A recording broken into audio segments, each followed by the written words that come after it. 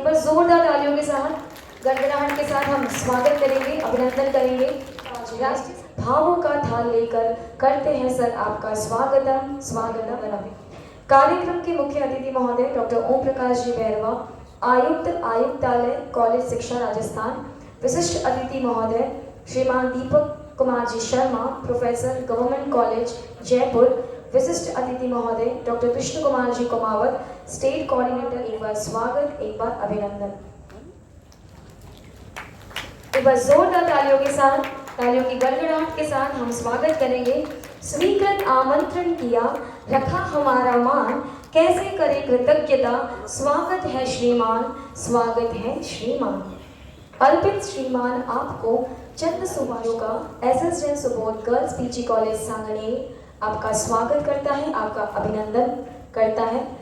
और जितनी भी विभिन्न संस्थाओं से प्राचार्यगण एनएसएस प्रोग्राम ऑफिसर्स करते हैं, बहुत बहुत स्वागत, बहुत बहुत अभिनंदन। एक बार तालियों की गड़गड़ाहट के साथ सर का स्वागत करेंगे, अभिनंदन करेंगे। Doctor Krishna Kumar ji Kumawat, state coordinator NSS और हमारी कार्यशाला के भी कोऑर्डिनेटर। एक बार जोरदार तालियों के साथ उनका स्वागत, उनका अभिनंदन। Dinesh Kumar ji Gupta, SLO office, sir आपका भी स्वागत, आपका भी अभिनंदन। महाविद्यालय संयोजिका श्रीमती वीना जामड़ मैम, एक बार तालियों के साथ स्वागत, अभिनंदन। महाविद्यालय प्राचार्य डॉक्टर रीता जैन मैम का भी एक बार तालियों की करतब ध्वनि से। और अंत में आप सभी एक बार अपने लिए जोरदार ताली बजाइएगा। विभिन्न संस्थाओं से पधारे प्राचार्य एवं गणमान्य अतिथियों, एनएसएस कार्यक्रम अधिकारी doctor Krishna Kumar ji Kumawat, principal ma'am, convener ma'am और हमारे एनएसएस के प्रोग्राम ऑफिसर्स, एक बार आइए चले अंधकार से प्रकाश की ओर, स्थूल से सूक्ष्म की ओर, धरती से आकाश की ओर। या देवी सर्वभूतेषु विद्यारूपेण संस्थिता, नमस्तस्यै नमस्तस्यै नमस्तस्यै नमो नमः।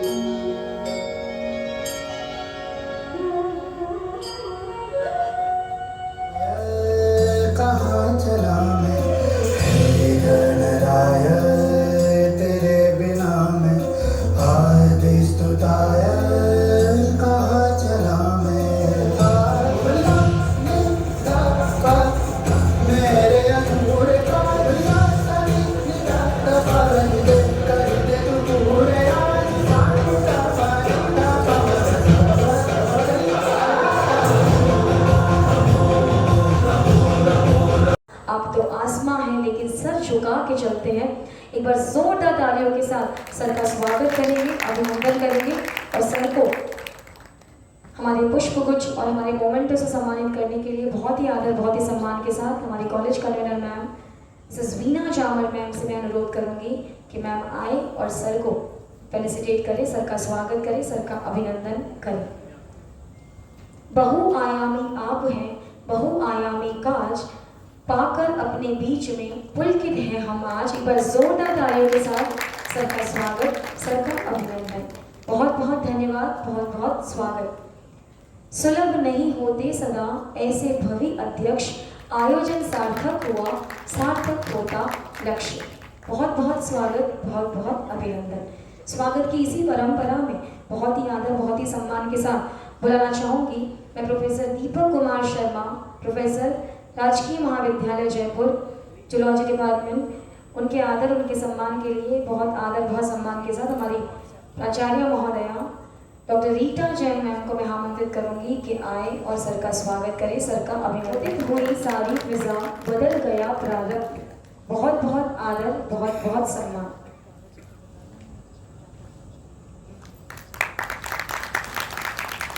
स्वागत की बुलाना चाहूंगी बहुत ही आदर बहुत ही सम्मान के साथ डॉक्टर कृष्ण कुमार जी कुमावत, राज्य संपर्क अधिकारी ABM और राज्य समन्वयक अधिकारी राष्ट्रीय सेवा योजना, और हमारे आज की इस कार्यशाला के वर्कशॉप डायरेक्टर भी हैं। सर को सम्मानित करने के लिए हमारे NSS programme officer doctor Manju Acharya ma'am को मैं आमंत्रित करूंगी कि वो आए और सर का स्वागत करें, सर का अभिनंदन करें। एक बार जोरदार तालियों के साथ सर का स्वागत, सर का अभिनंदन। सादगी की मूरत है आप, प्रेरणादायी व्यक्तित्व है आप, आपके निर्देशन में होगा कार्यशाला का आगाज, क्योंकि आप ही विजय का मुहूर्त हैं। बहुत आदर बहुत सम्मान के साथ एक बार जोरदार तालियों के साथ हमारे वर्कशॉप डायरेक्टर का भी स्वागत करेंगे, अभिनंदन करेंगे doctor Krishna Kumar ji Kumawat. Sir thank you so much sir.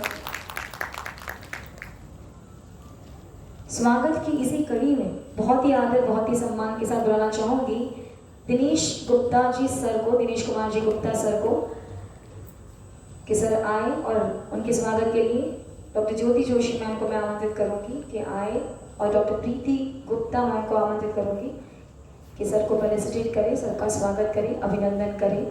जैसे उपवन में कोई बसंत आ गई, वैसे जीवन सफल आज हम पा गए। भावों का थान लेकर करते हैं सर आपका स्वागतम अभिनंदनम, स्वागतम अभिनंदनम।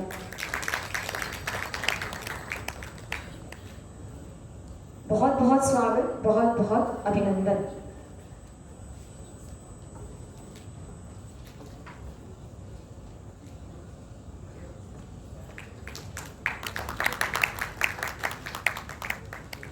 मैं आगे की श्रृंखला की ओर मैं कहना चाहूँगी कि जितना बड़ा सपना होगा उतना बड़ा संघर्ष होगा, और जितना बड़ा संघर्ष होगा उतनी ही बड़ी कामयाबी होगी।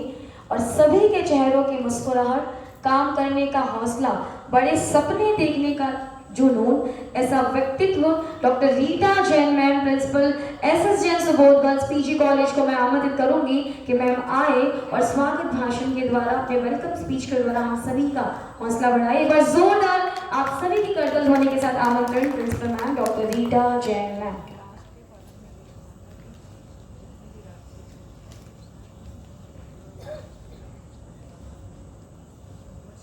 श्रीमान ओम प्रकाश बैरवा साहब, आज के कार्यक्रम के मुख्य अतिथि, कमिश्नर आयुक्तालय कॉलेज शिक्षा राजस्थान, प्रोफेसर दीपक कुमार शर्मा जी, प्रोफेसर राजकीय महाविद्यालय जयपुर, कार्यक्रम समन्वयक डॉक्टर कृष्ण कुमार कुमावत साहब, राज्य संपर्क अधिकारी एवं समन्वयक युवा कौशल विकास प्रकोष्ठ, श्रीमती वीना जी जामड़, महाविद्यालय संयोजिका, विभिन्न महाविद्यालयों से पधारे हुए प्राचार्यगण, राष्ट्रीय सेवा योजना के कार्यक्रम अधिकारी, आयुक्तालय से पधारे हुए अतिथिगण, दिनेश जी गुप्ता साहब, आप सभी का राष्ट्रीय सेवा योजना आयुक्तालय कॉलेज शिक्षा राजस्थान द्वारा आयोजित राष्ट्रीय सेवा योजना से संबंधित प्राचार्यों एवं कार्यक्रम अधिकारियों की एक दिवसीय संभाग स्तरीय कार्यशाला मेरा युवा भारत एवं डिजिटल साक्षरता में हार्दिक स्वागत एवं अभिनंदन।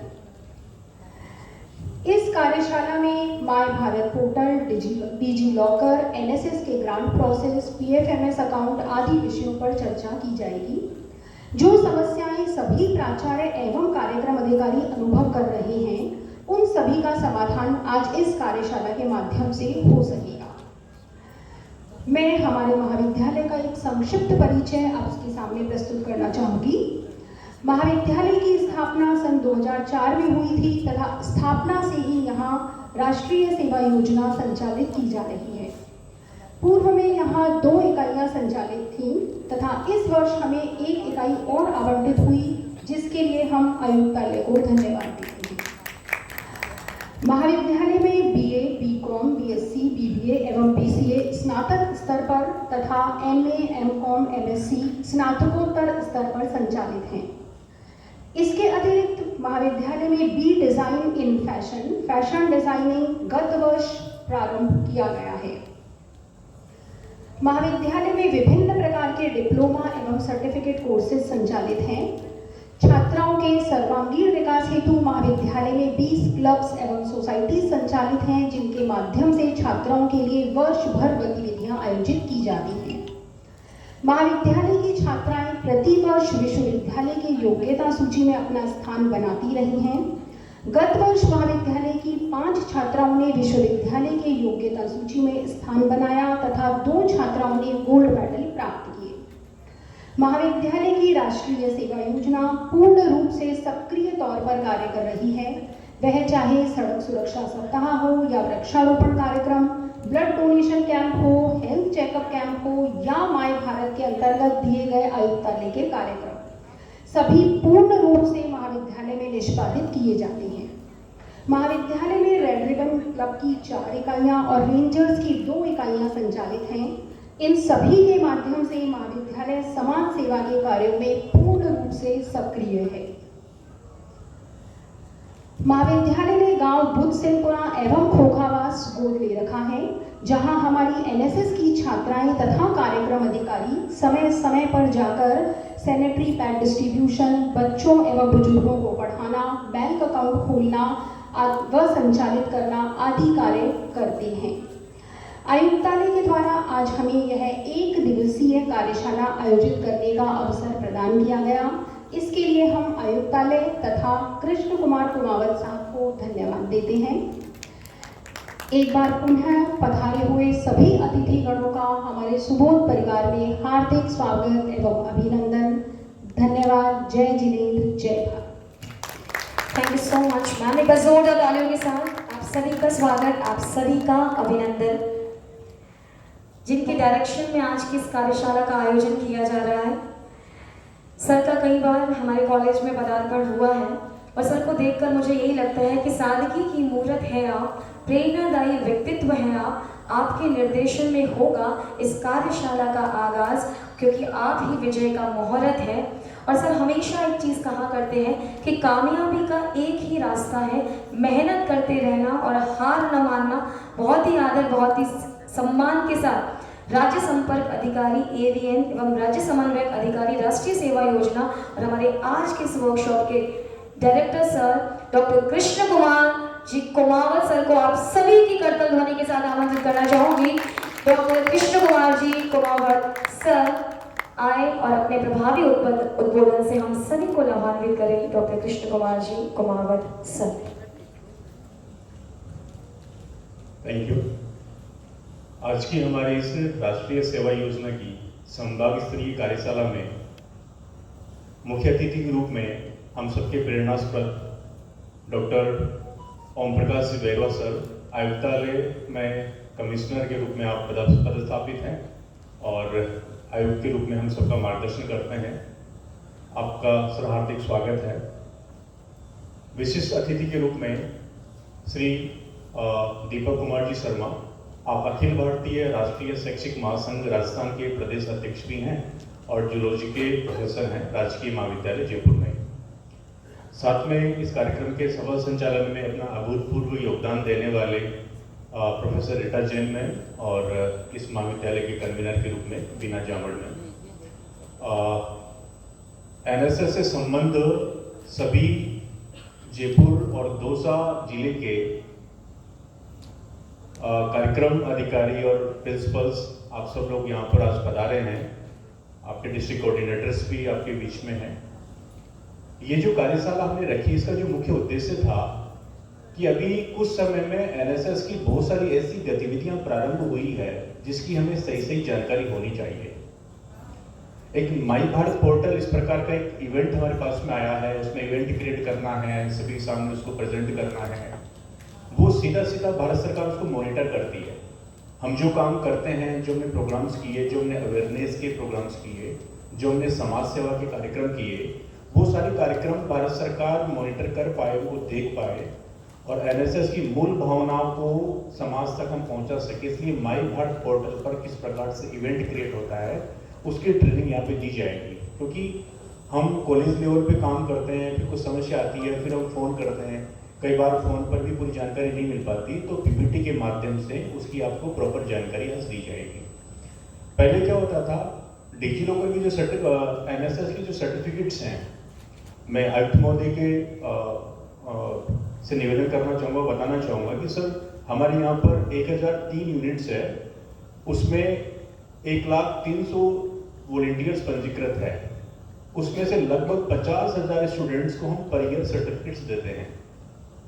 अभी तक का ये प्रोसेस था कि कॉलेज सर्टिफिकेट तैयार करता था और फिर वो आयुक्तालय में हमारे यहाँ पर सिग्नेचर के लिए भेजते थे। अब वो यहाँ पर भेजते थे तो हम कई बार टाइम पर सिग्नेचर नहीं कर पाते थे, या सिग्नेचर कर दिया तो वहाँ कॉलेज में पहुँचने में दिक्कत हो जाती थी। कॉलेज में पहुँच गया तो स्टूडेंट तक वो समय पर नहीं पहुँच पाता था, जिससे उस विद्यार्थी को उस सर्टिफिकेट का फायदा नहीं हो पाता था। भारत सरकार की भी इच्छा थी और भारत सरकार का भी ये संकल्प था कि ये सब डिजिटलाइज होना चाहिए।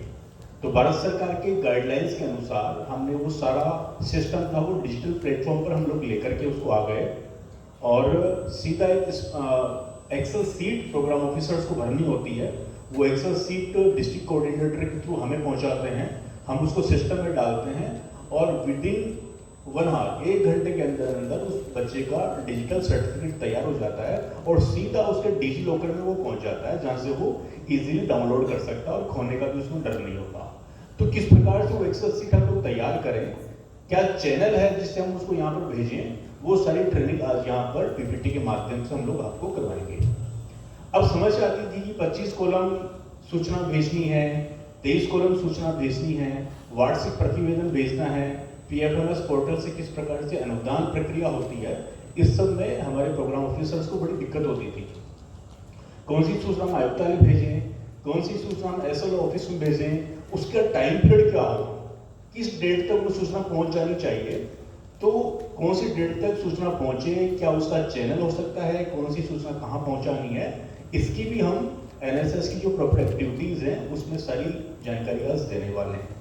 तो ये जो वर्कशॉप्स है संभाग स्तरीय, जयपुर संभाग को हमने 2 भागों में डिवाइड किया है।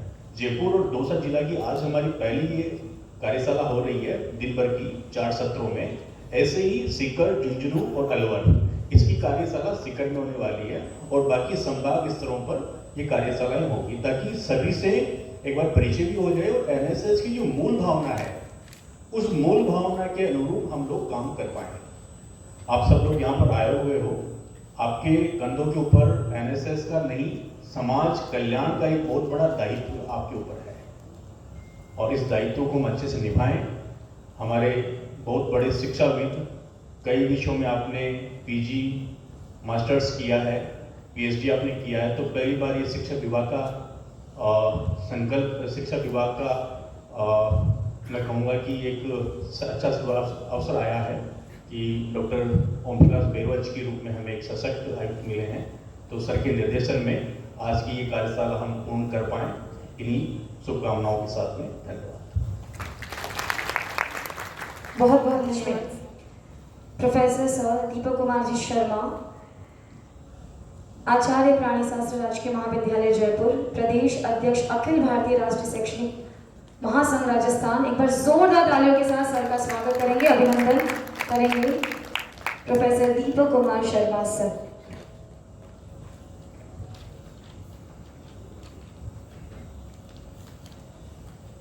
आज के कार्यक्रम के मुख्य अतिथि हमारे विभाग के मुखिया आदरणीय डॉक्टर ओम प्रकाश जी बैरवा, आयुक्त कॉलेज शिक्षा राजस्थान, राष्ट्रीय सेवा योजना के राज्य समन्वयक आदरणीय कृष्ण कुमार जी कुमावत, इस महाविद्यालय के कन्वीनर बीना जी, आदरणीय रीटा जी, सभागार में उपस्थित सभी आदरणीय प्राचार्यगण, एनएसएस के कार्यक्रम अधिकारीगण और प्रिय विद्यार्थी। राष्ट्रीय सेवा योजना का जो कार्य है, प्रत्येक शिक्षण संस्थान में केवल मात्र ये एक ऐसा मंच है जिसमें आप विद्यार्थी के समग्र विकास का अवसर पाते हैं। किसी भी विद्यार्थी का सर्वांगीण विकास करने के लिए सबसे उपयुक्त मंच राष्ट्रीय सेवा योजना का, यदि वो किसी संस्थान में संचालित है। और ये मैं क्यों कह रहा हूँ? क्योंकि बहुत सारी गतिविधियां महाविद्यालय में होती हैं। उन गतिविधियों की कुछ कुछ सीमाएं होती हैं, कुछ विषय होते हैं कि उस विषय से आप बाहर नहीं जा सकते, केवल उस सीमा में रहते हुए आपको कार्य करना है। लेकिन राष्ट्रीय सेवा योजना का जो एक स्कोप है, जो इसका क्षेत्र है, वो असीमित है। असीमित कैसे है? यदि आप इसके ध्येय वाक्य को देखते हैं, केवल मात्र 3 अक्षर हैं, मैं नहीं आप, 3 शब्द हैं। और ये 3 शब्द जो हैं, ये समग्र सृष्टि का सार इसके अंदर समाहित है। ये एक समग्र चिंतन है। जिन्होंने गीता पढ़ी होगी वो समझेंगे कि ये गीता का सार है। इसको जब आप अभिव्यक्त कर सके अपने विद्यार्थी को, तो उसका व्यक्तित्व का विकास भी होगा, उसमें नेतृत्व क्षमता का भी विकास होगा, उसमें दूसरों के लिए कुछ करने की प्रवृत्ति जागृत होगी, उसके अंदर सेवा का भाव जागृत होगा। वो मैं से आगे बढ़कर अपने समाज, परिवार, राष्ट्र और समग्र सृष्टि का चिंतन करता है। ये इसका भाव है। मैं नहीं आप, मैं नहीं आप जैसे ही आप बोलते हैं तो सबसे पहले मैं का त्याग करते हैं और मैं के स्थान पर आप को स्थापित करते हैं। मैं समझता हूँ इस कलयुग में सबसे कठिन कार्य यदि कुछ है तो मैं का त्याग है। अगर हम किसी की मैं को समाप्त कर सकें तो सभी प्रकार की समस्याओं के समाधान संभव हैं। हम यहाँ सब आज की जो कार्यशाला है, प्राचार्यगण भी मौजूद हैं और कार्यक्रम अधिकारी भी मौजूद हैं। तो विद्यार्थी के अंदर क्या विषय संप्रेषित करना है, उससे पहले कार्यक्रम अधिकारियों को ये विषय स्पष्ट होना आवश्यक है। और यदि कार्यक्रम अधिकारी इस विषय को स्पष्ट करते हुए उसका संप्रेषण सही मात्रा में विद्यार्थियों तक कर पाते हैं, तो निश्चित जानिए कोई साधु, संत, महात्मा और कोई विद्वान भी आपके समक्ष नहीं ठहर सकेगा यदि आपने 2 विद्यार्थियों की भी मैं समाप्त कर दी। अलौकिक परालौकिक जगत की इसकी परिभाषाएं अलग हैं, मैं उसमें नहीं जाऊंगा। लेकिन लौकिक जगत में इसको अगर स्पष्ट करें तो इसका अर्थ क्या है? अर्थ ये है कि मैं स्वयं से आगे बढ़कर अपने परिवार का चिंतन करता हूँ। अपने परिवार के निमित्त मेरी क्या क्या जिम्मेदारियां हैं, क्या क्या दायित्व हैं, उनका मैं निर्वहन करता हूँ या नहीं करता हूँ। पहला भाव ये आएगा। उसके बाद आप आगे बढ़ेंगे तो परिवार से आगे बढ़कर मैं समाज के लिए कुछ चिंतन करता हूँ या नहीं करता हूँ। समाज के प्रति भी मेरे दायित्व हैं, उनका निर्वहन मुझे करना है। ये सारे भाव जो मैं किसकी बता रहा हूँ, आपको एक स्वयं सेवक के अंदर आने चाहिए। समाज से आगे फिर राष्ट्र के प्रति मेरे जो दायित्व हैं उनका मैं चिंतन करता हूँ या नहीं करता हूँ। यदि करता हूँ तो मैं क्या कर रहा हूँ उसके लिए। और उसके बाद ये समग्र सृष्टि जिसका हम अंश हैं, उस सृष्टि के प्रति भी मेरे कुछ कर्तव्य हैं, उनका निर्वहन मुझे करना है। यहाँ तक का भाव यदि हम जागृत कर सकते हैं किसी स्वयं सेवक के अंदर, किसी विद्यार्थी के अंदर, तो ये हमारी सफलता होगी। और स्वयं जैसे ही हम अपने से आगे बढ़ेंगे तो मैं का तो नाश होना ही है। परिवार के संदर्भ में यदि हम बात करें तो हमें किसी कार्यशाला की आवश्यकता नहीं है यदि हमें सही प्रकार का प्रशिक्षण अपने परिवार में मिल जाता है। आज बड़ी दुर्भाग्य की स्थिति है कि संयुक्त परिवार की जो एक बहुत ही उदात्त परंपरा अपने समाज के अंदर थी, वो धीरे धीरे समाप्त हो रही है और लगभग अब नगण्य सी देखने में मिलती है। न्यूक्लियर फैमिलीज हो गई। संयुक्त परिवार में एक बच्चे का जो विकास होता था, उसको किसी के लिए कुछ प्रयत्न करने की आवश्यकता नहीं होती थी। बच्चा स्वयं देखता था कि मेरे पिताजी अपने पिता के प्रति किस प्रकार का आचरण कर रहे हैं, कैसा शिष्टाचार का भाव अपने पिता के प्रति मेरे पिता प्रदर्शित कर रहे हैं। मेरे बाबा हैं, दादा हैं, इसी परिवार में रहते हैं, उनके प्रति क्या भाव अन्य लोगों के हैं और वो किस प्रकार का आदर सत्कार उनका करते हैं। माता पिता के प्रति किस प्रकार का भाव होगा। आपस में सहयोग की भावना। हमें कोई काम परिवार में मिलकर करना है, सबके अपने अपने काम हैं, छोटे को छोटा काम, बड़े को बड़ा काम, ऐसे ऐसे अपनी जिम्मेदारियों का निर्वहन करना, ये परिवार से बच्चा स्वयं सीखता था।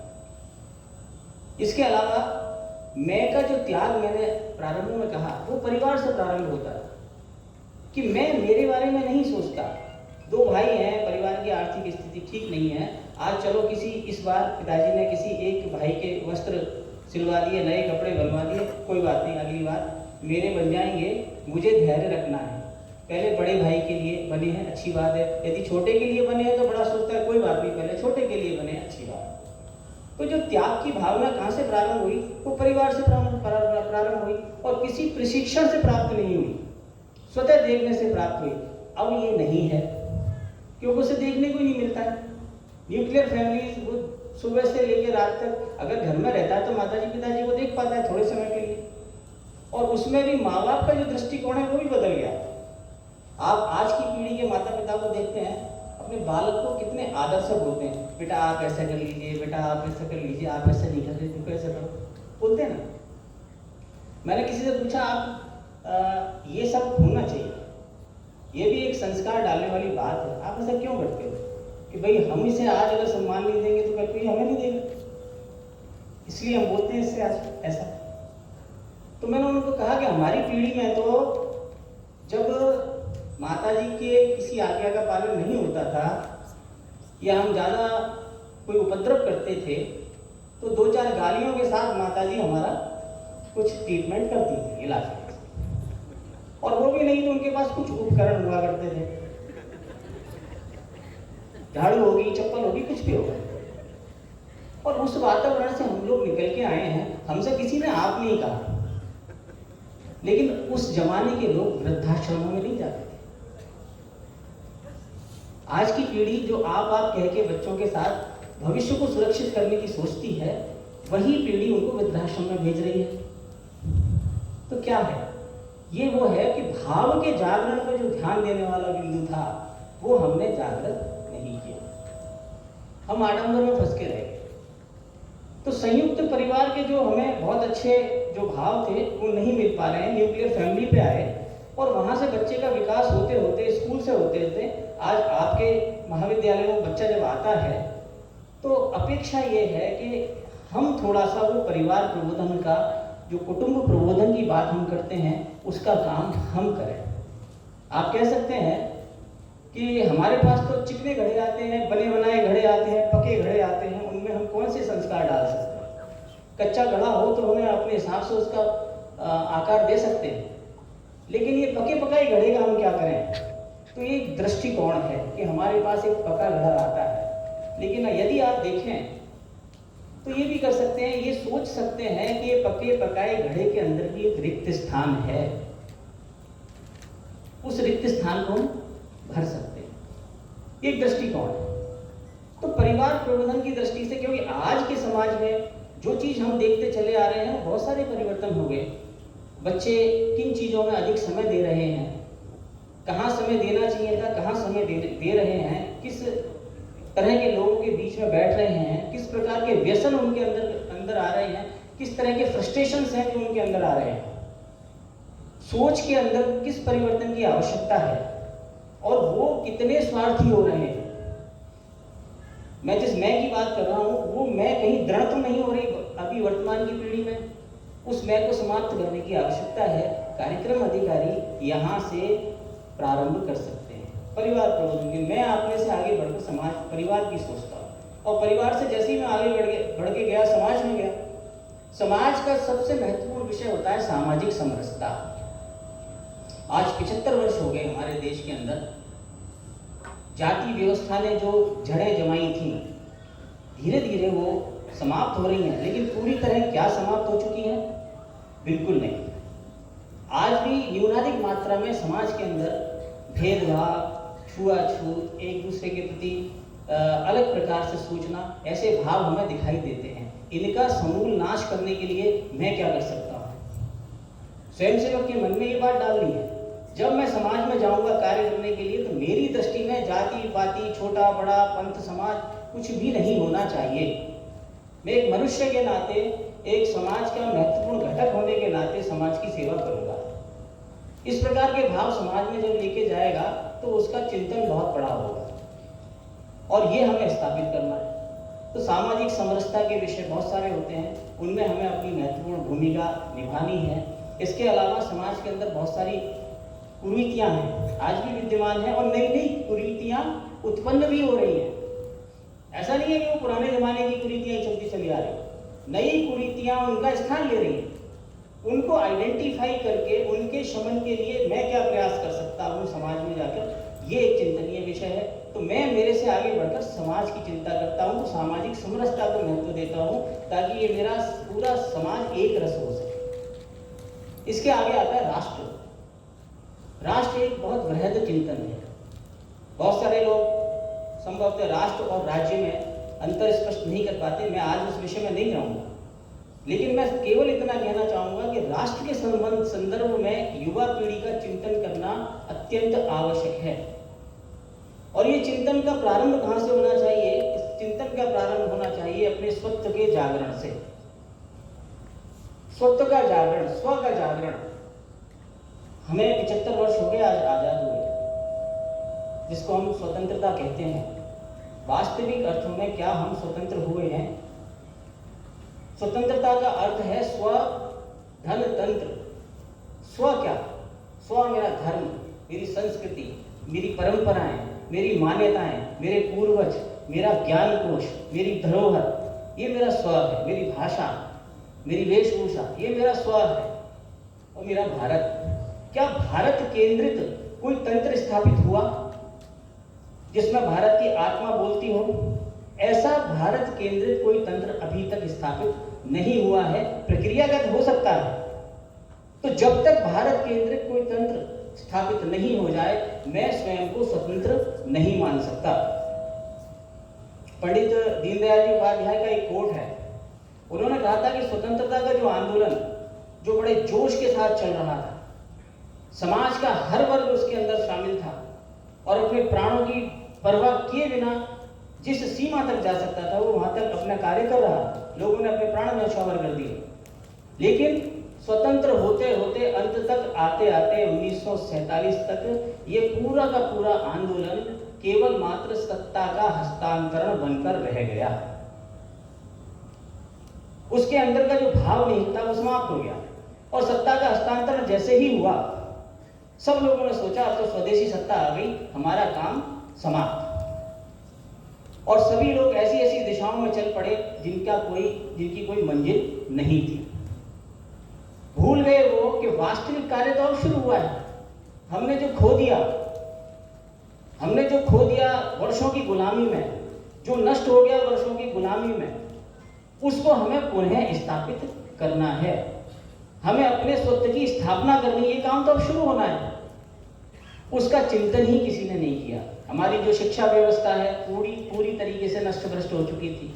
हमारा जो औद्योगिक स्वरूप था पूरे देश का वो नष्ट हो चुका था। हमारी सांस्कृतिक परंपराएं दूषित हो चुकी थी। किसी ने उसका चिंतन नहीं किया और एक स्वदेशी सरकार बनते ही सब अपने अपने रास्ते निकल लिए और वो सत्य की स्थापना के लिए ये देश आज तक भटक रहा है। तभी हम भ्रमित होते हैं। भ्रमित कैसे होते हैं कि आज 75 वर्ष बाद, आज हम बड़े सौभाग्यशाली हैं, हमने माता सरस्वती के चित्र पे पुष्प चढ़ाए, दीप प्रज्वलन किया। इसी देश में अनेक ऐसे स्थान हैं जहां आप ये कार्य नहीं कर सकते। आप वंदे मातरम का गायन करने से पहले 36 बार सोचते हैं कि बोलूं या नहीं बोलूं। 75 वर्ष आपकी आजादी को हो चुके। आप सोचते हैं कि मेरा देश धर्मनिरपेक्ष है, धर्म सापेक्ष है, पंथ निरपेक्ष है। आज तक मैं समझ नहीं पा रहा, भ्रम की स्थिति है। क्या है ये? हमारी जो भारत की सभ्यता है 5000 वर्ष पुरानी है या आदि है, अनंत है, आज तक ये भी भ्रम है मेरे मन में। अकबर आक्रांता था या महान था, इस पे आज बहस होती है। आज तक ये चीज तय नहीं हुई कि अकबर महान था या आक्रांता था। शहीद भगत सिंह क्रांतिकारी थे या आतंकवादी थे, इस पे भी आज बहस होती है, डिबेट होती है।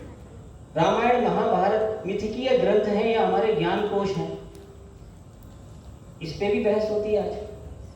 ऐसे अनेक विषय हैं जो आज भी हम अपने मस्तिष्क में भ्रम के रूप में लेके इनको चलते चले आ रहे हैं। हम सोच ही नहीं पाते, बार बार सोचते हैं कि भारत को भारत कहूं या इंडिया कहूं।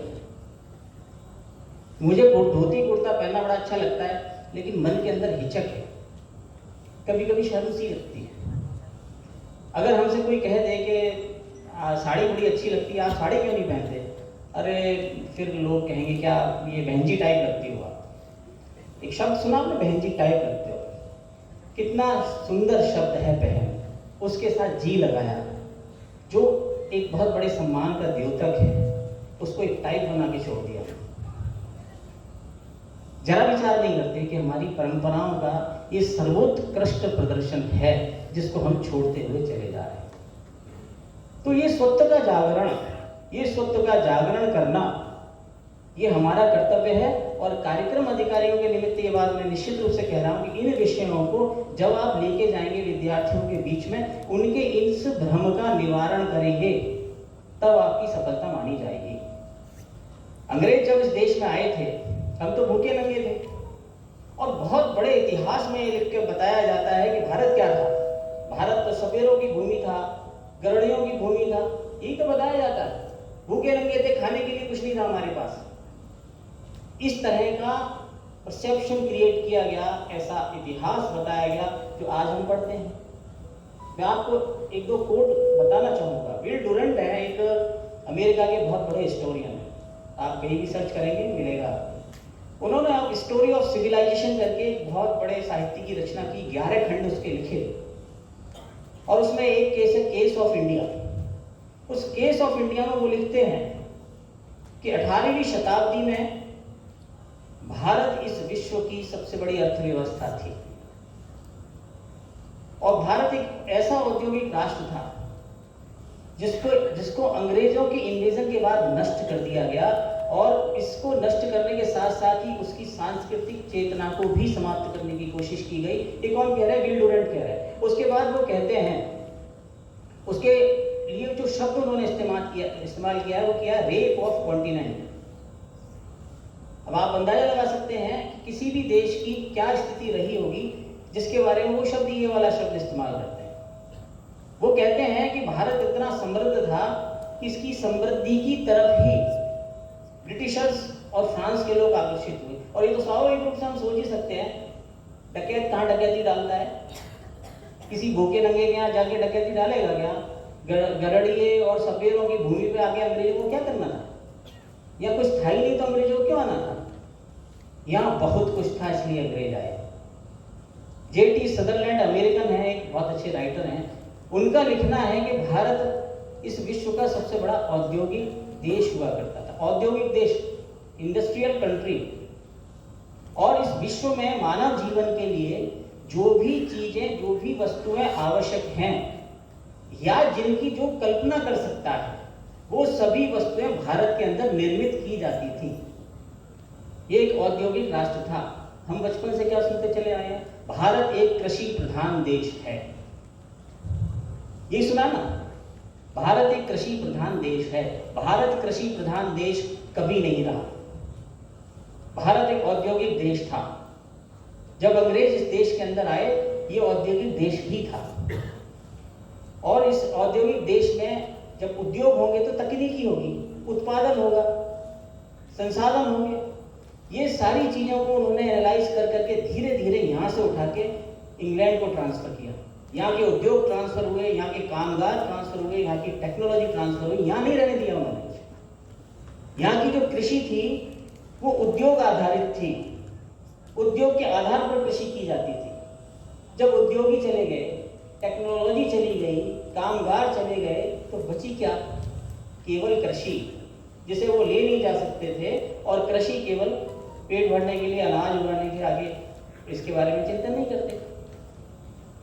तो ऐसी स्थिति में जब J.T. सदरलैंड कहते हैं कि सबसे बड़ा निर्यातक स्टील का था भारत, सबसे ज्यादा उत्पादन स्टील का होता था, कपड़े बनाए जाते थे, मसाले होते थे, औषधियां पूरे विश्व भर में जाती थी, सोने चांदी के आभूषण बनाए जाते थे, बड़े बड़े जहाज, बहुत बड़े बड़े जहाजों का निर्माण भारत के अंदर होता था। ये मैंने दोनों जो आपको जो विद्वान हैं उनको कोट किया है, हमारे देश के नहीं है। और खुद ब्रिटेन के बहुत बड़े एक इकोनॉमिस्ट हैं, एंगस मैडिसन। एंगस मेडिसन ने क्या लिखा है, आप पढ़िए, आपको मिलेगा। अंग्रेज जब भारत में आए थे उस समय विश्व के अर्थव्यवस्था में, वर्ल्ड इकोनॉमी में भारत का हिस्सा 23% था। पूरा यूरोप भी मिल जाए, पूरा एशिया भी मिल जाए, वो भी उससे नीचे ही थे। केवल भारत की जो हिस्सेदारी थी विश्व की इकोनॉमी में वो 23% थी। और जब अंग्रेज इस देश से छोड़ के गए हैं 1947 में, तब केवल 3% थी। और वो 23% कब थी? जब उससे पहले वर्षों से हम मुगलों की गुलामी में इस शासन व्यवस्था में इस देश को चलता हुआ देख रहे थे। उस समय 23% थी। तो ये सारे के सारे ऐसे ऐसे संदर्भ हैं जो हमारे विद्यार्थियों में गौरव की अनुभूति ला सकते हैं। जो एक हीन भावना कभी कभी भरी जाती है कि हमारा देश तो कुछ है ही नहीं, उनको बताने की आवश्यकता है कि जो चीजें वास्तविक रूप से आपके सामने रखनी थी तो वो तो रखी नहीं गई है। अब समय आया है कि हम इसका रोना नहीं रो सकते कि नहीं रखी गई, अब तो सारी व्यवस्था अपने हाथ में है, अब तो हमें रखनी है। जो वास्तविकताएं हैं, हम नहीं कहते कि आप उसको झूठ बताइए, कुछ भी तथ्यों के साथ प्रस्तुत कीजिए कि भारत क्या था, तो उसके अंदर स्वाभिमान का भाव जागृत होगा और उसके अनुरूप फिर उसकी मानसिकता बनेगी अपने देश के प्रति। ये राष्ट्रबोध हुआ। राष्ट्र के आगे चलेंगे उससे पहले एक बात और महत्वपूर्ण मुझे लगती है एनएसएस के लिए है, वो है नागरिक कर्तव्य। गुड सैमरिटन के लिए हमने एक बार एनएसएस में एक प्रोग्राम भी चलाया था, मुझे ध्यान आ रहा है। क्या हम नागरिक होने के नाते, एक अच्छे आदर्श नागरिक होने के नाते अपने कर्तव्यों का निर्वहन करते हैं? हम बड़े जल्दी आकर्षित हो जाते हैं, अरे साहब अमेरिका गया था बच्चा, हम भी अमेरिका उसके पास होके आए, कितना साफ सुथरा है और कितने डिसिप्लिन वहाँ पर हर चीज़ दिखाई देती है। बिल्कुल अगर लाल लाइट होगी तो पहले से वाहन रुक जाएगा, लोग लाइनों में चलते हैं, कोई कूड़ा कहीं नहीं फेंकते, बड़ा सुंदर है। किसने बनाया? वहाँ की सरकार ने बनाया? नहीं, वहाँ के लोगों ने बनाया, वहाँ के नागरिकों ने बनाया। और यहाँ के नागरिक, हमारे देश का नागरिक, वो जो स्वतंत्रता जहाँ हमें मिली थी 1947 में, वहाँ से जो नींव डाली गई उसका ही परिणाम है कि वो अपने आप को हर प्रकार के नियम कायदे कानून से ऊपर मानता है। हम हेलमेट क्यों लगाते हैं? क्योंकि पुलिस वाला चालान कर देगा। इसलिए नहीं लगाते कि हमारे सिर की सुरक्षा करेगा। ये कौन बताएगा उसको? आए दिन आप घटनाएं देखते हैं कि अगर कोई किसी को मार रहा है सड़क पर, भीड़ तमाशा बन के खड़ी रहती है और उसका वीडियो बनाती है, उसको बचाने का कोई प्रयास नहीं करता। ये क्या इस राष्ट्र का चरित्र है? एक बहुत बड़े विद्वान थे, उन्होंने कहा कि अगर किसी राष्ट्र का आकलन सही अर्थों में यदि आपको करना है तो उसके पब्लिक प्लेसेस को देखिए, वो किस तरह के। आज आकलन कर लीजिए अपने देश का। ये चिंतन हमें हमारे विद्यार्थियों के अंदर लेके आने की आवश्यकता मुझे लगती है। और फिर लास्ट में समग्र सृष्टि की जब हम बात करते हैं तो पर्यावरण आता है। इस पर्यावरण के प्रति सावचेत होने की जिम्मेदारी भी हमारी है और विद्यार्थियों को कहना है कि हम जो खुली हवा में सांस लेने की जो उपक्रम हम करते हैं, ये कब तक कर पाएंगे? ये मैं समझता हूँ यहाँ बहुत पुराने स्टाफ मेंबर्स होंगे इस सुबोध कन्या महाविद्यालय में, इसके चारों तरफ सड़कें हैं, कभी इतनी भरी दिखाई देती थी जब ये प्रारंभ हुआ था। इन सड़कों पर शायद कोई कभी कभार कोई मोटर व्हीकल आता, देखा होगा आपने। स्थान उतना ही है, बढ़ा क्या? भीड़ बढ़ गई और अनियंत्रित भीड़ बढ़ गई। ऐसे ही चलता रहा, हम सांस ले पाएंगे? पीने का पानी मिल सकेगा स्वच्छ? तो ये सारी जो चीजें हैं, इनके प्रति युवा पीढ़ी जागरूक हो और जागरूक होके उनके अंदर ये बात भावना भरे कि मैं मेरे जीवन में कम से कम इतने तो पेड़ लगा के रहूंगा। जल संरक्षण के लिए ये सारे काम मैं कर सकता हूँ, कहाँ मैं पानी बचा सकता हूँ वो पानी बचाऊं। पर्यावरण के साथ साथ बायोडाइवर्सिटी के हिसाब से देखें तो जीव जंतु बहुत सारी एक चेन होती है, फूड चेन होती है, उसके लिए सभी प्रकार के एनिमल्स भी आवश्यक होते हैं। उनके संरक्षण के लिए भी मैं चिंता करता हूँ। आजकल आप लोग घर में कहीं आपने गौरैया देखी है? आपके घर में छोटी चिड़िया हुआ करती है, कहीं दिखती है? कभी कभार किसी के घर में दिख जाए तो दिख जाए, समाप्त हो रही है, किसी ने ध्यान दिया नहीं।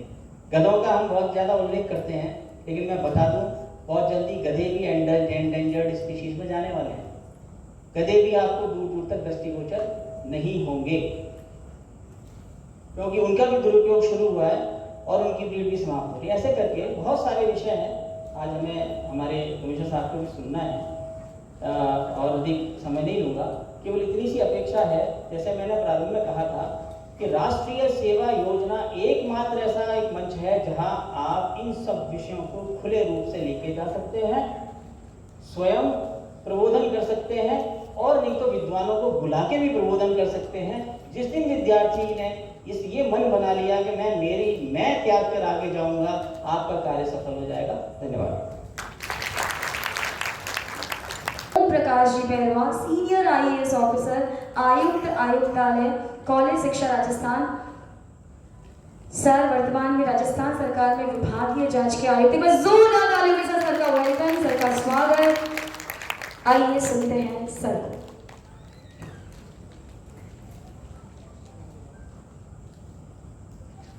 राष्ट्रीय सेवा योजना से संबद्ध प्राचार्यों एवं कार्यक्रम अधिकारी समन्वयकों का संभाग स्तरीय आज की इस कार्यशाला, जो कि हमारे राज्य के शैक्षणिक संस्थानों में अपना प्रतिष्ठित स्थान रखने वाली संस्था SS जैन सुबोध कन्या महाविद्यालय के इस बहुत अच्छे वातावरण के कॉन्फ्रेंस हॉल में आप हम सब यहाँ इसमें आज भाग ले रहे हैं।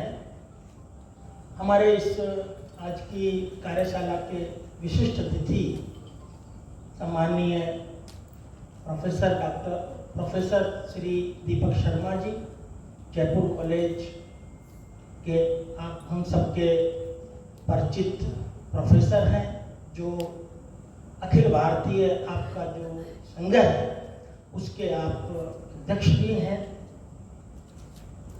हमारे इस महाविद्यालय की प्राचार्य श्रीमती डॉक्टर रीता जी, कार्यक्रम की संयोजिका जी और आयुक्तालय से NCC और NSS दोनों कामों को राज्य लेवल पर देखने वाले हमारे कृष्ण कुमार जी कुमावत जी, जिनके प्रयासों से महाविद्यालय की सुविधाओं से और आप सबके इस कार्यक्रम में भाग लेने से इतना बढ़िया कार्यक्रम आज यहाँ आयोजित करने का एक सफल प्रयास व अवसर हम सबको प्राप्त हुआ है। हमारे इस कार्यक्रम में चूँकि महाविद्यालय के प्रांगण में हो रहा है, महाविद्यालय की जो बालिकाएं हैं वो भी कुछ संख्या में आप हमारे साथ यहाँ मौजूद है, उनका भी इस कार्यक्रम में स्वागत है। हम सब आज का यदि हम विषय देखते हैं तो युवा और डिजिटल दो शब्द इस कार्यशाला के लिए विशेष रूप से इंडिकेट किए गए हैं। डिजिटल जो लिटरेसी है, क्योंकि भारत सरकार के स्पोर्ट्स एंड यूथ मिनिस्ट्री के तत्वाधान में हम राष्ट्रीय सेवा योजना का कार्यक्रम चलाते हैं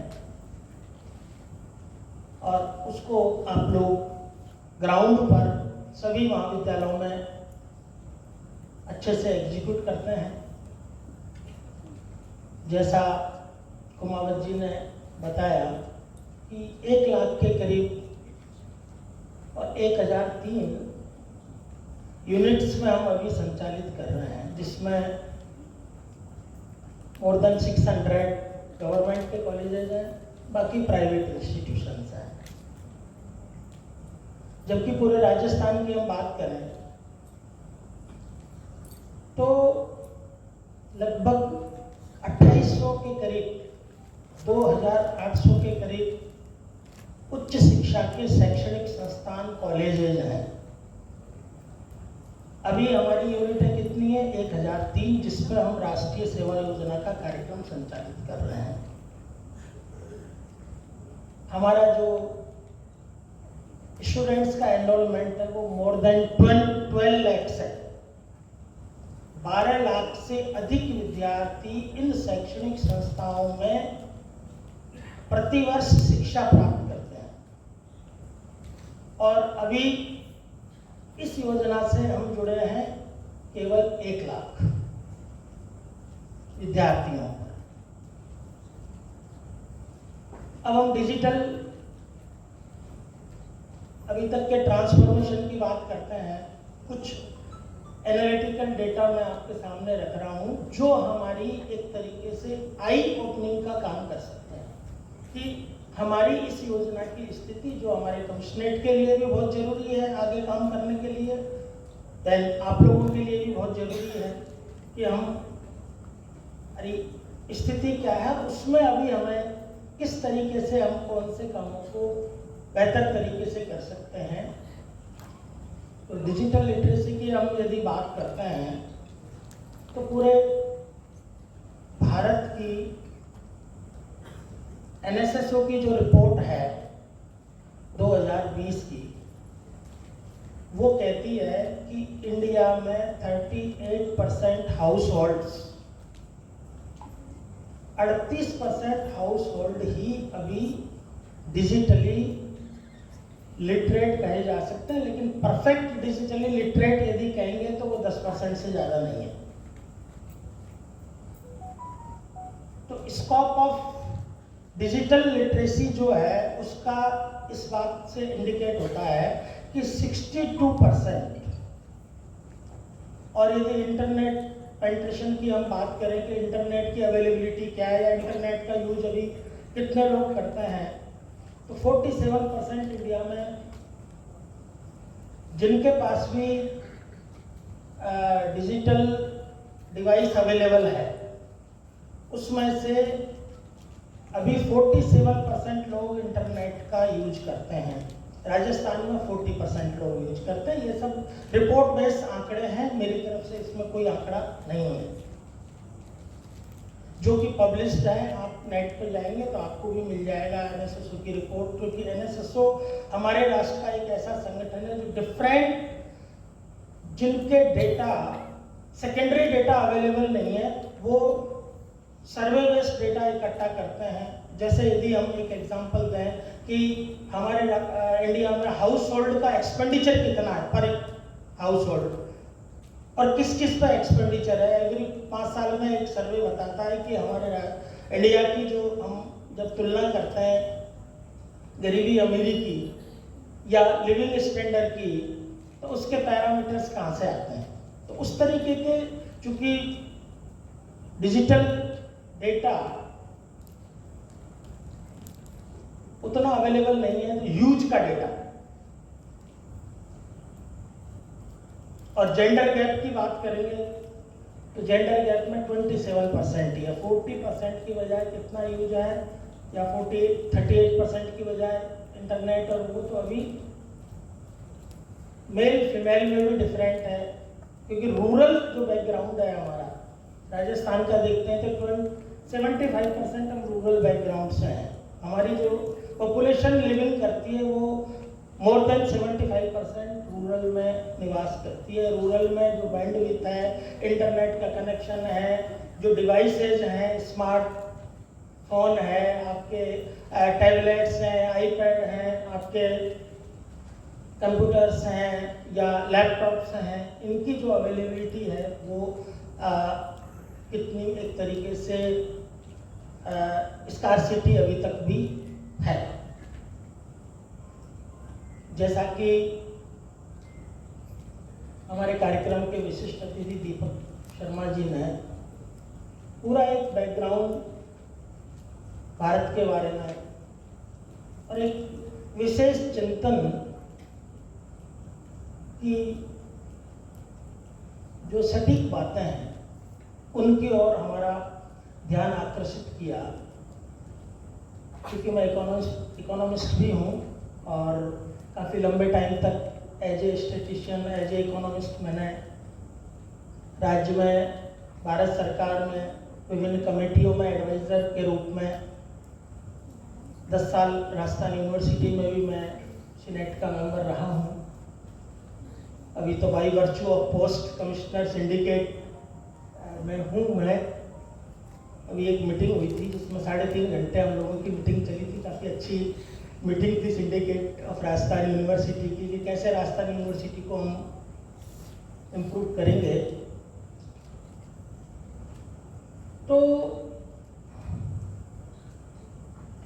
जो सिचुएशन है आज भी, हमारी इकोनॉमी की जो सिचुएशन है, वर्ल्ड वाइड हम 6% है, 6% शेयर है हमारा। आज़ाद होने पर हम 3% थे, उससे दुगने ही हो गए अभी तक 6%। टोटल वर्ल्ड वाइड इकोनॉमी, ऐसी कंट्रीज बहुत है जहाँ पर प्रोडक्शन कुछ नहीं है, सब कुछ सर्विस बेस्ड है। आप मलेशिया चले जाएं, सिंगापुर चले जाएं, थाईलैंड चले जाएं, ये इस तरीके की टूरिस्ट कंट्रीज हैं जहाँ की पूरी इकोनॉमी सर्विस बेस्ड है। लेकिन हमसे बहुत फार बेटर इस समय है। हमारे यहाँ ह्यूमन रिसोर्स और नेचुरल रिसोर्स, ये 2 चीज़ों में हम बहुत एज में हैं। पूरे वर्ल्ड में हम बहुत अच्छी स्थिति में हैं। हमारे नेचुरल रिसोर्स, जिनसे ही तो हम कहलाते थे रिच या औद्योगिक भारत। क्यों कहलाते थे? क्योंकि हमारे यहाँ पे मिनरल्स, हमारे यहाँ जो नेचुरल रिसोर्सेज हैं उसकी भयंकर विपुलता है। और अभी तक हम नेचुरल रिसोर्स का जो एक तरीके से दोहन कर पाए हैं, वो हम 2.5% दोहन कर पाए हैं।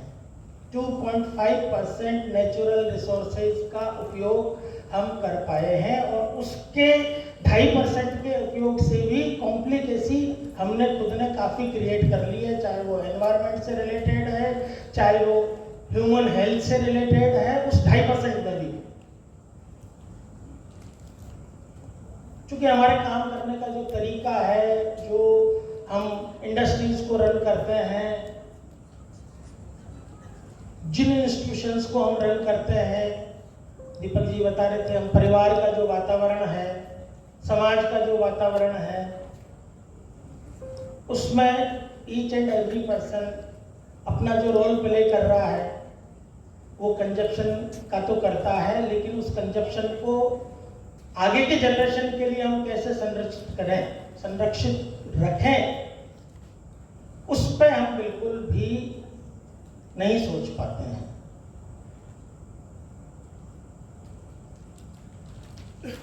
तो राष्ट्रीय सेवा योजना, जिसमें चूंकि स्वयं सेवक का भाव है, और स्वयं सेवक का भाव है कि मैं स्वयं की इच्छा से सेवा करूं, बिना किसी दबाव के, स्वयं प्रेरणा से, ऐसा भाव क्रिएट करने का जो काम है, वो इस योजना के माध्यम से हम लोग अच्छे से कर सकते हैं। तो चूंकि आप लोग यहाँ हमारे साथ महाविद्यालय के जो मुखिया हैं, प्राचार्य गण और उनके जो साथी इस कार्यक्रम को संचालित करते हैं, आप लोगों ने, जैसा मुझे कुमावत जी ने बताया कि अभी हम इतने वृक्षारोपण, हमने 53,000 के करीब वृक्षारोपण का कार्य अभी हमने 1 साल में किया है। जहाँ भी आपदाएं आती हैं वहाँ भी हम काम करते हैं, हेल्थ से रिलेटेड काम करते हैं। बट जो विषय है आज की कार्यशाला का, मैं समझता हूँ कि डिजिटल लिटरेसी पे शायद, क्योंकि अभी तक किसी ने बात भी नहीं की है, तो डिजिटल लिटरेसी जो कि आज के समय की बहुत आवश्यकता है, हम कैसे और जिनके साथ हम काम कर रहे हैं, पहले तो खुद को ओरिएंट करने की जरूरत है। हमारे जो इस कार्यक्रम से जुड़े हुए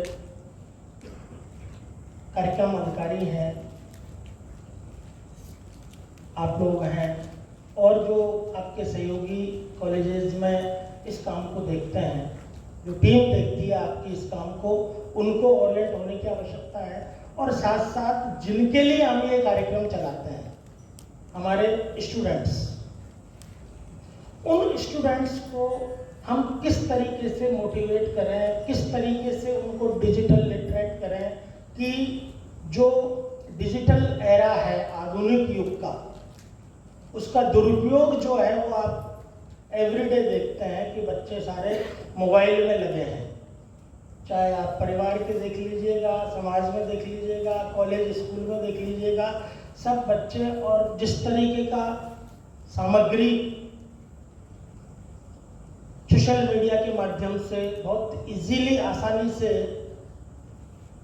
और बहुत ही एक तरीके से जिसको कहें ज्योमेट्रिक प्रोग्रेशन से भी ज़्यादा गति से स्प्रेड होती है। 2 का 4, 16 और इस तरीके से,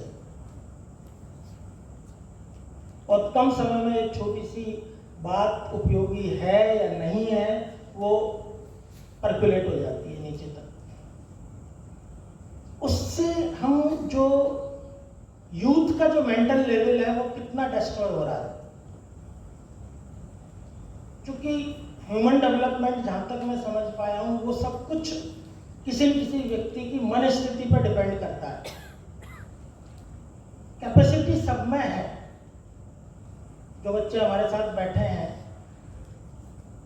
हम भी सब उसी दौर से गुजरे हैं। पूरी भरी हुई क्लास में से हम 10 ही क्यों आगे आए, 90 क्यों नहीं आगे आए 100 में से। ये सब डिपेंड करता है आपकी जो मन स्थिति है, और वो मन स्थिति किस पे डिपेंड करती है, आपको किस तरीके का वातावरण मिलता है, किस तरीके की हम एजुकेशन दे रहे हैं, किस तरीके की उनसे बात कर रहे हैं। एवरीडे जब हम उनसे इंटरेक्शन करते हैं तो किस तरीके का इंटरेक्शन करते हैं हम उनसे। 24 घंटे में से यदि अभी मैं किसी बालिका से पूछूं, यहाँ जो हैं, कि भाई 24 घंटे का हिसाब लगा के बताइए कि आपने पिछले 24 घंटे में कैसे उस 24 घंटे का को एक्सपेंड किया, तो पता चलेगा कि मेरे इतने घंटे स्कूल में गए, इतने घंटे तैयारी होने में गए, इतने घंटे मेरे सोने में गए, इतने घंटे मैंने घर पर अध्ययन किया, और इतने घंटे मैंने ऐसे ही हिसाब लगा के जब देखेंगे तो पता चलेगा कि on an average every day more than 6 hours हम लोग वेस्ट कर रहे हैं। एवरेज बात कर रहा हूँ मैं, ये सबकी जेनरिक बात। आप और हम भी जो बहुत ज़्यादा एंगेज नहीं है अपने टास्क में, अपने जॉब में या अपने काम में, वो सब on an average 5 to 6 hours हम वेस्ट कर रहे हैं अपनी लाइफ का। और यूथ जो है, और विशेष रूप से हमारे गवर्नमेंट कॉलेजेस में जो है, उनसे आप कभी एनालिसिस करके देख लो, एक छोटा मोटा खुद ही सर्वे कर लो, 10 बच्चों पे कर लो, 100 बच्चों पे कर लो, आपको पता चलेगा। उन बच्चों के साथ आप जब करोगे तो आप उनके साथ चर्चा करो, क्योंकि बहुत बड़ी बड़ी बातें करने से परिवर्तन की संभावनाएं, या जो इम्प्लीमेंटेशन में तो आपको ऐसे ही टूल अप्लाई करने पड़ेंगे कि उनकी मन स्थिति को इम्प्रूव करना पड़ेगा। और वो मन स्थिति को इम्प्रूव आप भाषण से नहीं कर सकते, वो आप प्रैक्टिकली उनके साथ जुड़ के कर सकते हैं।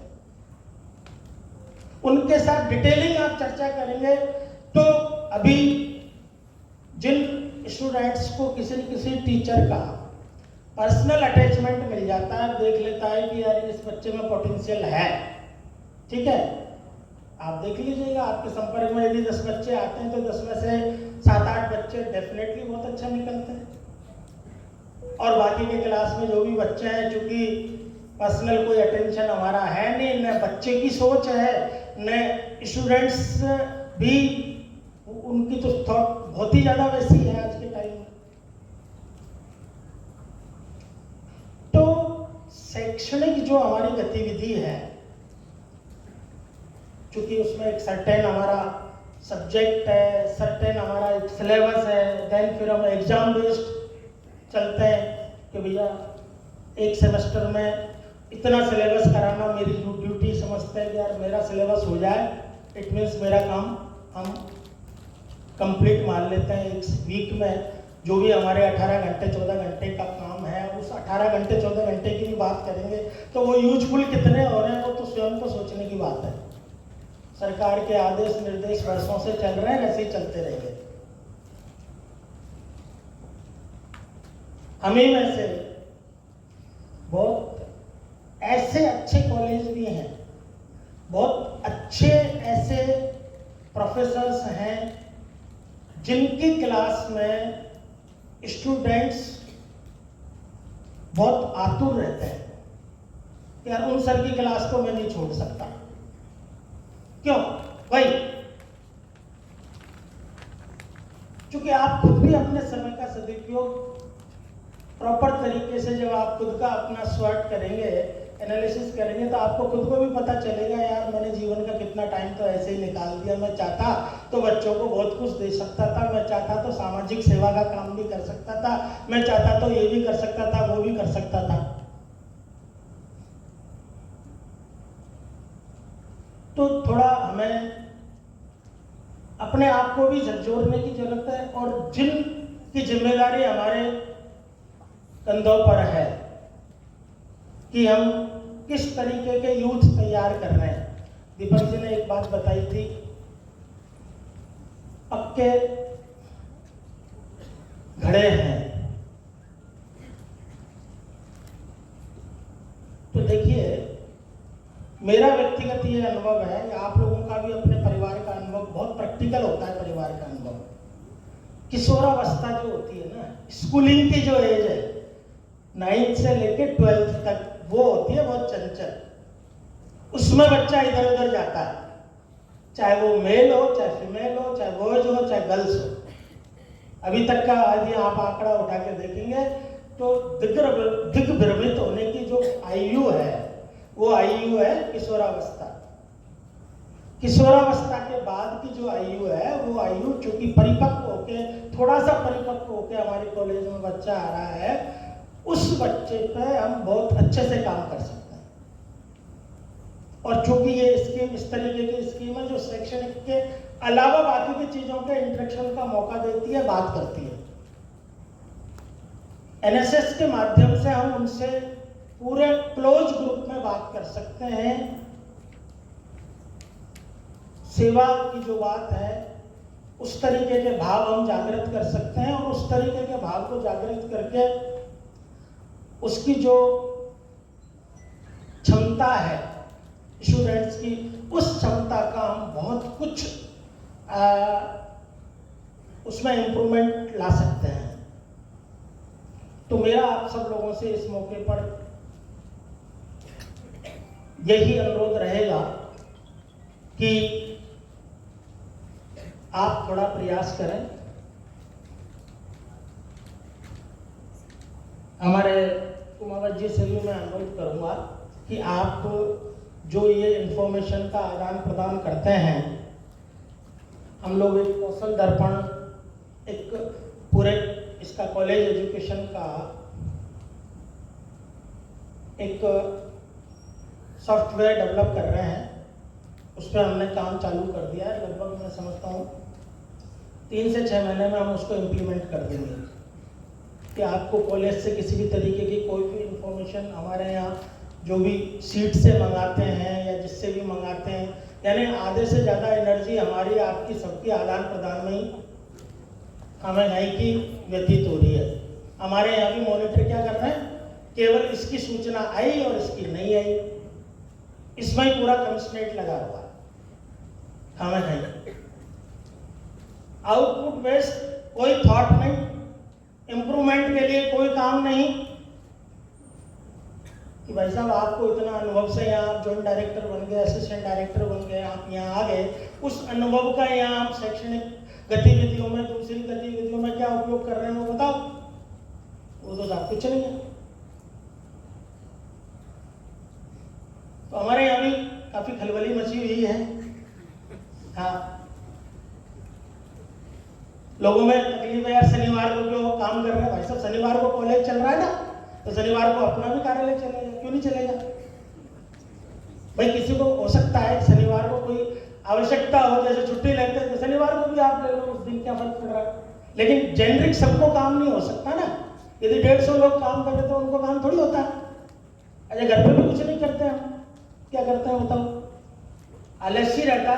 आप खुद फील कर लो, जिस दिन आप कॉलेज जाते हो आपके चेहरे ही अलग नजर आएंगे, एनर्जेटिक नजर आएंगे, और जिस दिन आप घर रहते हो आपका चेहरे का फोटो खींच के मिलान कर लेना, आपको खुद को पता चल जाएगा कि आपकी मनोदशा, आपकी खुद की बॉडी की एनर्जी क्या कहती है। तो मानसिक एनर्जी तो है ही ना, उसको तो कोई छीन नहीं सकता। शारीरिक एनर्जी पे फर्क पड़ जाता है।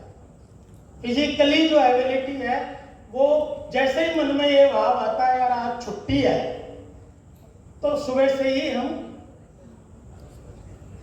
डिले में डिले चालू कर देते हैं। हम लोगों को क्या है कि 9:30 बजे ऑफिस जाना पड़ता है, आप लोगों को तो टाइम पे जाना ही पड़ता था। अफसरों को क्या है, पहले ये था कि 10 बजे चले गए, 10:30 बजे चले गए, अब एग्जैक्ट 9:15 बजे 9:30 बजे सब लोग मैक्सिमम 90% लोग पहुंच जाते हैं। एक परिवर्तन, एक छोटी सी शुरुआत से परिवर्तन हमारे चीफ सेक्रेटरी महोदय ने चालू किया, आ गया। तो कहीं न कहीं, और ये परिवर्तन कोई किसी के खिलाफ एक्शन लेने से नहीं आया, ये परिवर्तन आया है लोगों को मोटिवेट करने से, लोगों को एक तरीके से जागृत करने से, एक सिस्टम में ढालने से। क्योंकि किसी के भी आने से किसी को कोई पेनल्टी नहीं मिली है आज तक, केवल उन्होंने कंटिन्यूटी में अपना काम किया, एक वातावरण बन गया। एग्जैक्ट 10 बजे मीटिंग चालू होती है तो एग्जैक्ट 10 बजे ही चालू होती है, 1 मिनट भी डिले नहीं होती है। तो ये चीजें ऐसी हैं जो हम सबकी जो कैपेसिटी है वो इतनी भयंकर कैपेसिटी है कि उसकी हम उसका उपयोग नहीं कर रहे। आप परसेंटेज में निकालोगे तो आपकी कैपेसिटी का बहुत कम उपयोग कर रहे हो। आप खुद निकाल लो आप में कैपेसिटी कितनी है, आप कितना काम कर सकते हो। काम मैं ये नहीं कह रहा हूं कि आपको कोई दूसरा करना है, आप जो भी काम कर रहे हो उसी में आप अपनी भाई बाध्यता है 18 घंटे 14 घंटे वो तो हमें करनी है। और उसके पीछे भी यूजीसी का भाव ये नहीं है, यूजीसी का भाव ये है कि उसको हम पूरी तैयारी करेंगे, पूरा बेहतर देने की कोशिश करेंगे, उसके पीछे हम रिसर्च का काम करेंगे, उसके पीछे हम जो लेटेस्ट टूल्स और जो लेटेस्ट जो भी सिस्टम में चल रहा है वो कितने लोग करते हैं। आप डॉक्टर्स को देख लीजिएगा, डॉक्टर 10 साल में तैयार होता है। आपके हमारे कईयों के परिवारों में है 10 साल से पहले डॉक्टर तैयार नहीं होता है, और उसके बाद भी यदि किसी डॉक्टर को आप नजदीकी से देखेंगे तो पता चलेगा कि वो एवरीडे ही कुछ ना कुछ पढ़ता रहता है, तब जाके वो ख्याति प्राप्त डॉक्टर बनता है। तब जाके हम कहते हैं किसी से भी यार फला डॉक्टर को दिखाओ। जो गुडविल क्रिएशन है वो उसकी मेहनत से डेवलप होती है डॉक्टर की। तो ऐसी गुडविल, ये एग्जांपल मैं इसलिए नहीं दे रहा हूं कि हम नहीं कर रहे हैं, हम भी बहुत अच्छा काम कर रहे हैं, आप सब भी बहुत अच्छा अपना काम कर रहे हैं, हाईली आप अपना क्वालिफिकेशन रखते हैं, एकेडमिक, प्रोफेशनल, रिसर्च की क्वालिफिकेशन आप रखते हैं, क्योंकि CAS जो हमारा है वो ऐसा बना हुआ है कि जिसके तहत हमको करना ही पड़ता है ये सब चीज़ें। तो काफ़ी लंबा हो रहा है, कई मौक़ों पे फिर अपन बात करेंगे। कुछ छोटे छोटे टूल आप खुद अपनी इच्छा से अप्लाई करें। आप NSS के कुछ ब्रोशर बनाएं, मोबाइल में 1 मिनट की कोई क्लिपिंग बनाएं, जिसको, क्योंकि वो हमारे यहाँ के लेवल पे भी अभी नहीं है, इस तरीके की चीज़ें होना चाहिए। अभी जितना भी हम यूथ की बात कर रहे हैं, क्योंकि मोर देन 50% यूथ है कंट्री में, और उसमें भी जो बिल्कुल परिपक्वता की ओर है, जो कॉलेज से निकल के अपनी आजीविका में जाएगा, अपने जीवन के दूसरे कार्यक्रमों में जाने वाला है, वो बिल्कुल एक तरीके से प्राइमरी से लेके तैयार होते होते फाइनल फिनिश करने के लिए हमारे पास आया है कि फाइनल प्रोडक्ट फिनिश्ड, फैक्ट्री होती है ना कि सारा तैयार होकर फाइनल मार्केटिंग के लिए जा रहा है, उस तरीके का प्रोडक्ट है हमारे पास, तो जिसको हम फाइनल टच किस तरीके से देना चाहते हैं वो है इम्पोर्टेंट। तो बहुत सारी चीज़ें यहाँ पर हम मिलकर करेंगे। मेरा आपसे अनुरोध है कि आप भी इस योजना के तहत आप अपने यहाँ भी कुछ, जैसे यूथ और डिजिटल, इस पर कोई 4 पेज का 2 पेज का मटेरियल तैयार करिए। NSS में हम क्या क्या चीज़ें किस तरीके से कर सकते हैं वो तैयार करिए, हमें भेजिए यहाँ पर, हम उसको जितना डिज़ाइन आप कर सकते हैं आप करिए, बाकी का हम कराएंगे उसको डिज़ाइन अच्छे से, और डिज़ाइन करा के सबके लिए यूजफुल बनाएंगे उसको। क्योंकि जब तक मटेरियल को आप स्प्रेड नहीं करेंगे, जब तक स्टैंडर्डाइज नहीं करेंगे, लोगों तक नहीं पहुँचाएंगे, जब तक, क्योंकि टूल तो बहुत ज़रूरी है ना किसी भी काम को बेहतर तरीके से करने के लिए। आज ये कॉन्फ्रेंस हॉल नहीं हो तो हम इतनी अच्छी बैठ के इतने अच्छे वातावरण में बात कर सकते हैं क्या? नहीं कर सकते। तो रिसोर्स होना बहुत आवश्यक है। रिसोर्स बेस्ड काम बेहतर तरीके से किया जा सकता है, अच्छा इम्प्लीमेंट किया जा सकता है। तो इस तरीके की बहुत सारी चीज़ें आपके यहाँ कई स्टूडेंट्स ऐसे हैं जो छोटी छोटी इनोवेशन करते हैं, उनको मोटिवेट करिए वो इनोवेशन करें इस तरीके का। अंत में आपने काफ़ी लंबे टाइम तक मुझे मेरी, क्योंकि मैं हमेशा दिल से भावना से ही बोलता हूँ, लिख के कुछ देते हैं, बोलता बिना उसके हूँ। तो आप सबने मुझे सुना, आपको बहुत बहुत धन्यवाद। हमारे साथ जो नन्ही बालिकाएं बैठी हुई हैं, मैडम मेरी बेटी भी सुबोध स्कूल में इसी में पढ़ी है, ठीक है। मेरी 2 बेटियां हैं, एक JNU से PG करके अभी PhD कर रही है, एक बेटी IIT बॉम्बे से पास आउट की है, उसने स्कूलिंग यहाँ से की है, इतना बढ़िया स्कूल है।